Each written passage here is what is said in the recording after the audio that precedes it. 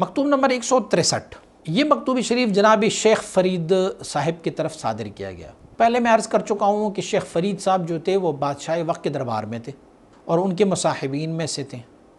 تو مجدد علیہ الرحمہ نے شیخ فرید جو تھے وہ مجدد رحمۃ اللہ تعالیہ سے وابستہ تھے۔ پہلے شیخ فرید صاحب مجدد رحمۃ اللہ تعالیہ کے مرشد گرامی حضرت باقی باللہ رحمۃ اللہ تعالیہ کے بیعت تھے اور پھر مجدد رحمۃ اللہ تعالیہ سے آپ بیعت ہوئے۔ چونکہ شیخ فرید صاحب یہ بادشاہی وقت کے دربار میں ہے تو مجدد رحمۃ اللہ تعالیٰ وقتاً فوقتاً ان کو اپنی مکاتیب میں اسلام کی حمایت والی مکاتیب لکھتے ہیں، کفر اور شرک کی، بدعات کی، رسومات کی ختم ہونے کے لیے مکاتیب لکھتے ہیں۔ یہ مکتوب شریف میں آپ ارشاد فرمائیں کہ اسلام اور کفر ایک دوسرے کے بالکل ضد ہے، اپوزٹ ہے، دونوں کی ایک جگہ اکٹھا ہونا محال ہے، احتمال ہی نہیں رکھتا۔ یہ دونوں ضد محال ہے اور ایک کو عزت دینا دوسری کی ذلت کا سبب بنے گا۔ اسلام کو اگر آپ نے عزت دی نا تو کفر خود بخود ذلیل ہوتا جائے گا، اور اگر کفر کی عزت دی تو اس کے مقابلے میں اسلام ذلیل ہوتا جائے گا۔ اللہ رب العزت تجھے سالم رکھیں کہ تو کفار کو ذلیل رکھیں اور ان کے ساتھ اختلاط نہ کیا کریں، ان کے ساتھ مخلوط نہ رہیں، بس کہ ان سے الگ رہیں، کیونکہ ان کے ساتھ جو ہے وہ خلطیت بہت مضر اور بہت نقصان دہ ہوتا ہے۔ اور تعریف ہے اس ذات کے لیے جس نے ہم پر انعام فرمایا اور ہمیں اسلام کے لیے ہدایت فرمائی، اور اللہ کریم نے ہمیں اپنے حبیب کی امت مطہرہ سے پیدا فرمایا ہوا ہے۔ سعادت دونوں جہان کیا ہے؟ وابستہ ہے اتباع سید کونین صلی اللہ علیہ وآلہ وسلم کے ساتھ، اور بس حضور سید عالم صلی اللہ علیہ وسلم بارک کی متابعت۔ حضور کی اتباع کیا ہے؟ حضور صلی اللہ علیہ وسلم کی اتباع یہ ہے کہ آپ اسلام کی ارکان، اسلام کی احکام کو بلند رکھیں اور کفر کی احکام کو، رسومی کفر کے احکام کو اسے نیچے رکھیں، کیونکہ اسلام اور کفر ایک دوسرے کی ضد ہے، ایک دوسرے کے ساتھ وابستہ نہیں رہ سکتا۔ اگر ایک کو آپ ثابت کرنا چاہیں گے تو یہ دلیل یہ ہوگا کہ دوسرے کو آپ نے نیچا دکھا دیا۔ احتمال دونوں کا اکٹھے رہنا، یہ دو ضد چیزوں کا آپس میں اکٹھا ہونا ہے، اور دو ضد چیزیں آپس میں اکٹھے نہیں ہو سکتے۔ دن رات ضد ہے، دن اور رات دونوں اکٹھے نہیں ہو سکتے، یا رات ہوگی یا دن، بس۔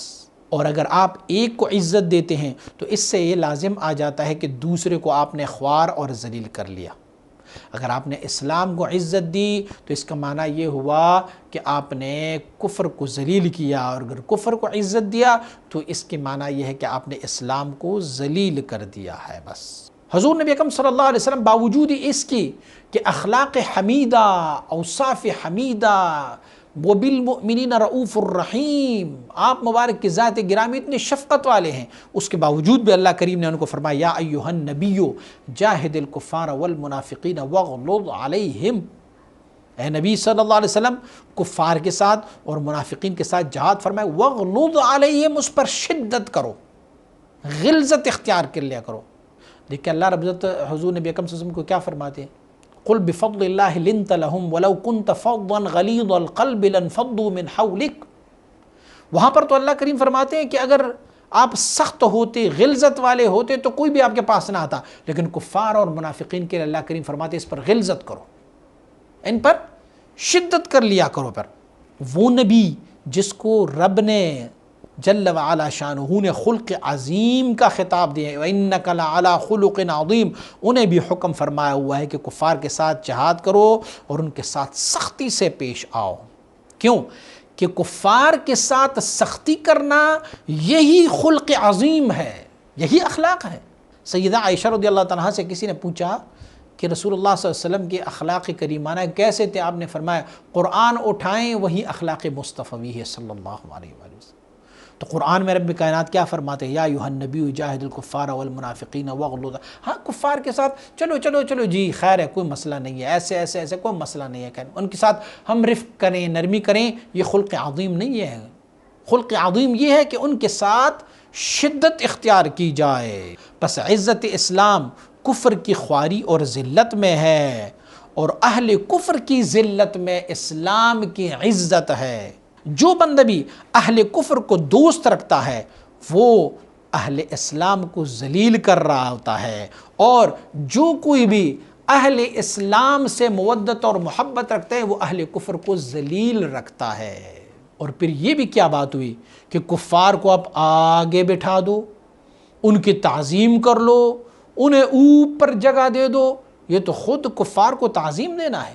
اس وقت کے بادشاہ جو تھے وہ کفار کو یعنی ہندوؤں کو، ہنود کو، کفار کو، اہل شرک کو، مجوسیوں کو عزت دیا کرتے ہوتے تھے، تکریم دیا کرتے ہوتے تھے۔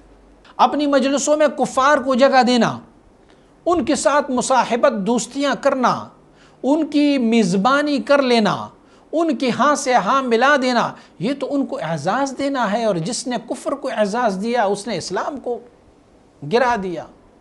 ارے اسلام تو چھوڑے، اسلام تو بڑی دور کی بات ہے۔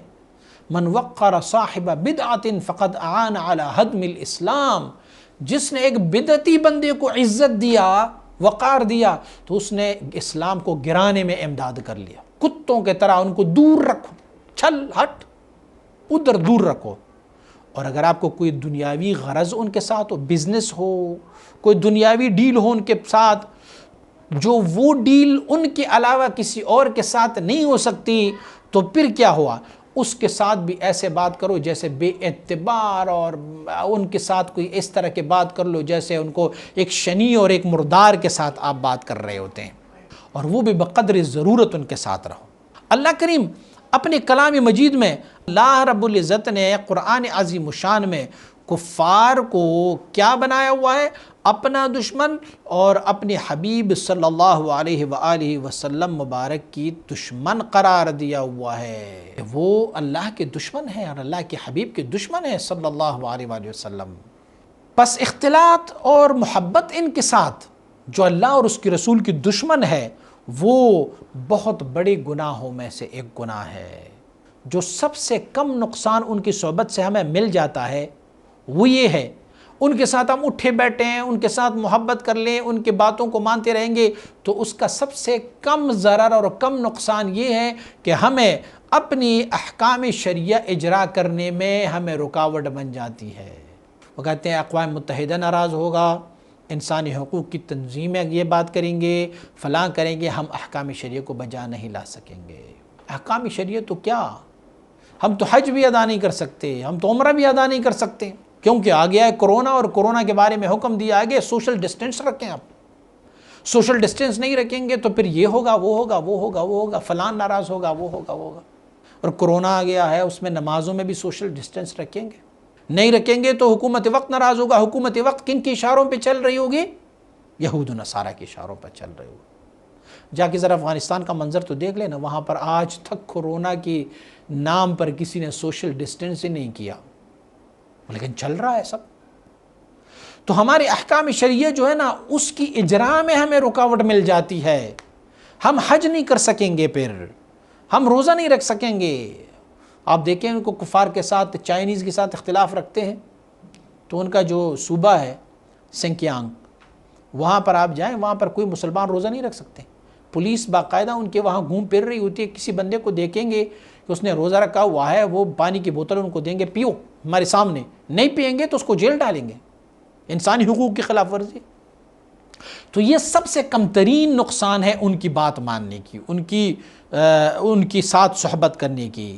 یہ آپ سمجھ رہیں گے کہ یہ بہت چھوٹا ہے، نہیں، بلکہ یہ تو بہت بڑی عظیم ہمارے لیے درد سر ہے۔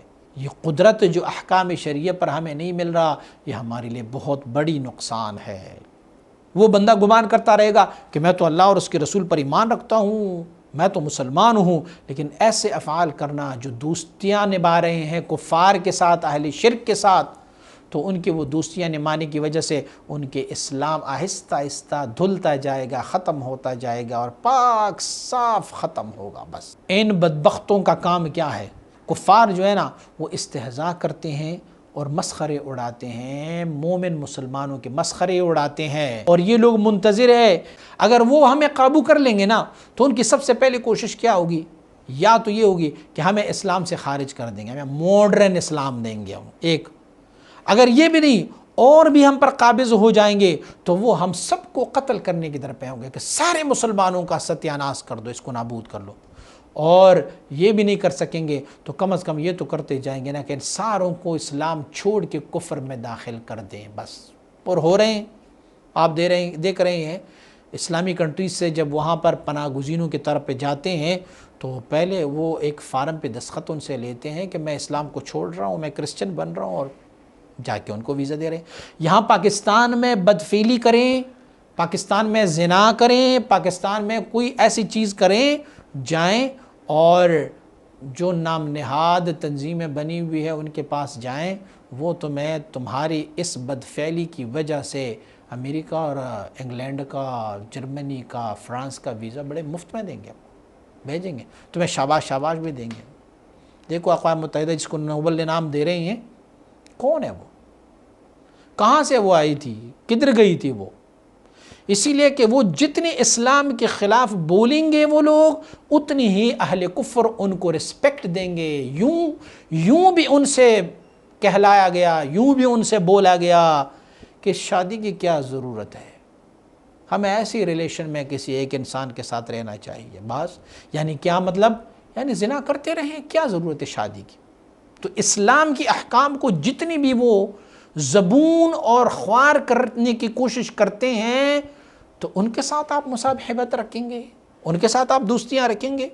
پس اہل اسلام کو بھی کوئی شرم تو چاہیے نا، کہ وہ لوگ تو ہمارے پیچھے پڑے ہوئے ہیں، ہمارے دین کو خراب کرنے کے پیچھے پڑے ہوئے ہیں، ہمارے اسلام کو نیست و نابود کرنے کی کوشش کر رہے ہیں، ہمارے دین کو خراب کرنے کی کوشش کر رہے ہیں. اس کے باوجود بھی ہم ان کے ساتھ دوستیاں نبھا رہے ہیں، ان کو عزت دے رہے ہیں، تکریم بھی دے رہے ہیں. ہمیں شرم کرنی چاہیے. پرانے زمانوں میں جزیہ رکھا گیا تھا نا اہل کفار پر، تم لوگوں نے تو جزیہ ختم کر دیا، تمہاری حکومت نے، جس کے ساتھ آپ بیٹھے ہوئے نا اپنے مرید کو فرما رہے ہیں، تمہاری حکومت نے تو جزیہ کفار پر سے اٹھا لیا، ختم کر لیا. ہاں، یہ کیوں ختم کیا؟ اسی لیے کہ اہل کفر کے ساتھ صحبت، محبت، مودت اور الفت اتنی ہو گئی کہ انہوں نے کہا یار یہ کیا جرمانہ تم لوگوں نے رکھا ہوا ہے، چھوڑ دیں ان کو. انہوں نے کہا جی چھوڑ دیا، تو میرا دوست ہے. مقصود اصلی جزیہ سے کیا تھا؟ جب ہم جزیہ لیتے تھے نا اہل اسلام، تو وہ جزیہ کیوں لیتے تھے؟ تاکہ وہ خوار رہے، ذلیل رہے، شرمندہ رہے. اسی لیے چونکہ وہ مال کی وجہ سے بہت حریص تھے نا، تو ان کو یہ خطرہ ہوتا تھا کہ میں اچھا لباس پہنوں گا، گھوڑے پر سوار ہوں گا، کوئی گاڑی لوں گا، تو حکومت مسلمان ہماری طرف متوجہ ہو جائیں گے کہ اس بندے کے پاس تو پیسے، ہمارا جزیہ بڑھا دیں گے. اسی لیے وہ خواری میں رہتے تھے، ضلالت میں رہتے تھے. وہ ہمیشہ لرزتے رہتے تھے، ترستے رہتے تھے کہ ایسا نہ ہو بادشاہ کو پتہ چلے کہ ہمارے پاس مال ہے تو وہ ہمارے مال کو ہم سے جزیہ کے طور پر چھین لیں گے. وہ جزیہ اسی لیے رکھا ہوا تھا. بادشاہوں کو کس نے اجازت دی ہے کہ آپ جزیے کو ختم کر لیں؟ یہ کس نے اجازت دی ہے بادشاہ کو؟ اللہ اور اس کے رسول نے اجازت دی ہے کہ جزیہ ان سے ختم کرے. ان سے مراد اور مقصد جزیے سے کیا تھا کہ یہ لوگ رسوا رہے، یہ لوگ ذلیل رہے، اور عزت اور غلبہ اہل اسلام کا ہو جائے. اسلام کی علامت کیا ہے؟ اسلام کی علامت یہ ہے کہ کفار کے ساتھ بغض رکھیں، ان کے ساتھ سختی کرے، ان کے ساتھ عناد رکھیں. حق سبحانہ تعالی قرآن عظیم شان میں ارشاد فرما رہا ہے کہ یہ لوگ جو ہے نجس ہے. انما المشرکون نجس. ارے نجس چیز کے ساتھ کیسے محبت کرتے ہو تم؟ جب اللہ کریم نے اسے نجس فرمایا ہوا ہے تو پھر آپ ان کے ساتھ کیسے محبت کر سکتے ہیں، کیسے الفت کر سکتے ہیں؟ اور ایک اور جگہ پر اللہ رب العزت نے اس کو رجس، پلیدی فرمایا کہ یہ پلید ہے. اللہ رب العزت نے فرمایا سیحلفون باللہ لکم اذا انقلبتم الیہم لتعرضوا عنہم فاعرضوا عنہم انہم رجس. اللہ کریم نے فرمایا ان سے اعراض کرو، دور رہو ان سے، کیونکہ یہ رجس ہے، گند ہے. یہ یار گند کے ساتھ، پلیدی کے ساتھ تم کیسے محبت و مودت و ملفت کر رکھتے ہو؟ اہل اسلام کو یہ چاہیے کہ اہل کفر کو وہ نجس اور پلید تصور کرے. کسی نجس اور پلید کی صحبت بندہ اختیار کر سکتا ہے؟ جب ان کے ذہن میں کفار اور اہل کفر جو ہے وہ نجس اور پلید نظر آئے تو پھر خام خواہ ان کی صحبت سے یہ دور رہتے ہیں. اور جب ان کے ساتھ صحبت بیٹھیں، کوئی میٹنگ میں بیٹھیں تو اکراہ کے ساتھ، بڑی غلظت کے ساتھ بس کہتے ہیں کہ میں کسی نجس کے ساتھ بیٹھا ہوا ہوں، کسی پلید کے ساتھ بیٹھا ہوا ہوں. تو پلید کے ساتھ بندہ کتنی دیر تک بیٹھ سکتا ہے؟ بس آپ لوگ کیا کر رہے ہیں؟ آپ لوگ تو ان سے مشورے لے رہے ہیں اور ان کے مشوروں پر عمل کر رہے ہیں. تو نجس اور پلید کے مشورہ، نجس اور پلید جو بھی مشورہ دے گا وہ تو نجس اور پلید ہی ہوگا نا. تو آپ اس نجس اور پلید کے مشورے کو مان رہے ہیں اور آپ کہہ رہے ہیں کہ نہیں ہم اسلام کی خدمت میں لگے ہوئے ہیں. تو نجسوں اور پلیدوں کفاروں کے مشوروں پر اپنے ملک کو چلا رہے ہوتے ہیں. تو یہی نجاست اور خباثت ہے. پھر تو سب سے بڑی بات یہ ہے کہ آپ لوگ جو ہے ان کی واسطے سے اللہ رب العزت کے بارگاہ میں دعائیں مانگتے رہتے ہو. اب کرسمس کا موقع ہے تو تم کہتے ہو کہ یوم دعا ہے، چلو جی بس یہ بھی تو اللہ کے بندے ہیں، ان سے بھی دعا لے لیتے ہیں. یہ کہاں ہوا ہے؟ اللہ رب العزت نے فرمایا ہوا ہے وما دعاء الکافرین الا فی ضلال، ان کی دعائیں بے حاصل اور باطل ہے، تو اس میں سے قبولیت کی کیا شرف مل سکتی ہے؟ پھر اتنا تمہیں فائدہ تو مل سکتا ہے کہ تم ان لوگوں کو اعزاز دے رہے ہو، عظمت دے رہے ہو، ان کی وجہ سے آپ دعائیں مانگ رہے ہو، ان کا وسیلہ بنا کے دعائیں مانگ رہے ہو، تو تم نے اس کو اعزاز دیا. وہ جب دعا کریں گے تو اپنے بتوں کے وسیلے سے، اپنی بھگوانوں کے وسیلے سے وہ دعائیں مانگتے رہیں گے. تو بت اور بھگوان کے وسیلے سے دعا مانگیں گے تو وہ اللہ قبول فرمائے گا. تم نے تو اس کو عزت دی تھی. سوچو نا کہ تمہارا کام کہاں تک چلا جاتا ہے. پھر تو اگر آپ نے بتوں کے وسیلے سے مانگ لیا تو پھر تو اسلام سے بھی خارج ہو گئے. اللہ کے ایک بندے نے فرمایا ہوا ہے تایکیت شما دیوانہ نشود مسلمانی نہ رسد، تم میں سے اگر ایک اپنی پاگل پن دیوانگی کا اظہار نہ کریں تو پھر آپ مسلمان نہیں رہ سکتے. مسلمان کے لیے بس دیوانگی چاہیے، اسلام کے لیے، دین کے لیے، شریعت کے لیے، نبی کے لیے صلی اللہ علیہ وسلم، اللہ رب العزت کے لیے. بس دیوانگی کس کو کہتے ہیں؟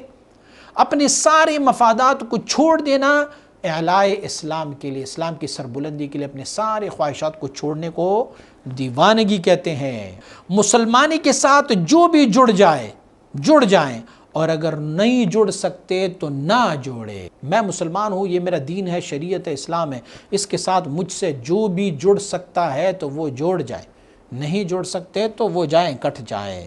اگر مسلمانی ہے تو اللہ کی رضا ہے اور اللہ کے حبیب صلی اللہ علیہ وآلہ وسلم کی رضا ہے. اس سے بڑی دولت کہ اللہ راضی ہو جائے کوئی اور دولت نہیں ہو سکتی. نہ امریکہ، نہ یورپ، نہ فرانس اور نہ جرمنی اور نہ فلاں فلاں فلاں. وہ راضی رہے تو راضی رہے، نہ راضی رہے بندے کا رب اور رب کے حبیب ان سے راضی رہے. باس رضینا باللہ سبحانہ ربا وبالاسلام دینا وبمحمد علیہ الصلاۃ والسلام نبی و رسول. ہم اس پر راضی ہے کہ اللہ ہمارا رب ہے، دین ہمارا اسلام ہے، اور محمد صلی اللہ علیہ وسلم ہمارے نبی اور رسول ہے.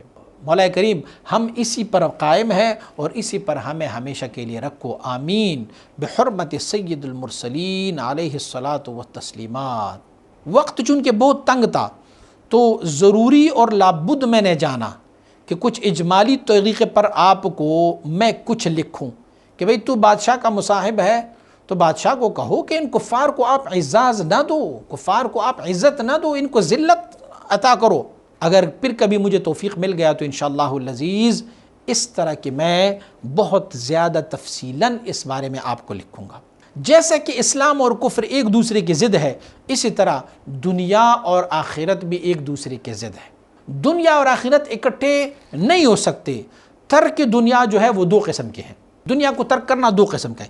ایک قسم وہ ہے کہ آپ سارے مباح چیزوں کو ترک کر دیں، بس ضروری چیزوں کو لیں، اور مباحات بھی اتنا لینا کہ وہ بقدر ضرورت لے. یہ اعلیٰ قسم ہے دنیا کی چھوڑنے کا. مباح کو بھی چھوڑ دیں، دیکھیں حرام کو تو چھوڑیں، مشتبہات کو بھی چھوڑ دیں، مکروہات کو بھی چھوڑ دیں.